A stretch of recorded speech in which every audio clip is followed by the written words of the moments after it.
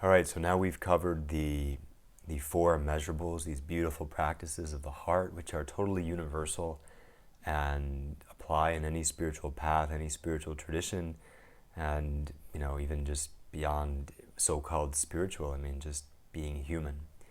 And so beautiful to practice these. There are many versions of these that you can find online, different guided meditations, and I'll provide some at the end of these videos. But again, it's also something just to cultivate in your mind at all times. And, we can also think of this in a way, we can really take this deeply into a really felt experience. So, when we say, may you have the causes of happiness, and may you have happiness in the causes of happiness, obviously we're talking on some level about the deepest aspect, but we're also talking about everything in between. And so one thing you can do on your end is you can engage in this sort of loving kindness for yourself, where you go through this process of really inquiring into what is your heart's desire? What would truly make you happy?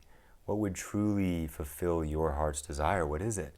And it may begin with some outer material things that you need, and then it may work in more towards relationships that you want or a quality of life that you want, and then maybe some spiritual goals and things like that. So it's very important to get in touch with this, and then you can begin to ask yourself, what would I need from the outer world for this to come into being? And then you can do a meditation on visualizing all of that coming to you. And then as you go deeper into this, you can also then visualize who you would need to become for all these desires to be fulfilled. And then assuming all of this is fulfilled, assuming you've achieved your heart's desire, then seeing what you would give back to the world, what you would share out to the world. And as you go through this process and you really do this deep dive on your own happiness and what it would really look like in the most meaningful way, you can then go through this almost like this manifestation visualization, where you're really feeling into what you would like to have in your life, and then seeing yourself receiving it, both in terms of what you're receiving from the world and also who you are becoming and what you are doing in the world. What would be this picture of total flourishing and fulfillment in your life? And that's sort of like the full experience of loving kindness, the full experience. And so as then you feel that and feel it like you've received all of this, right? It's really deeply experience it as if it has happened, and experience that gratitude and that filling up.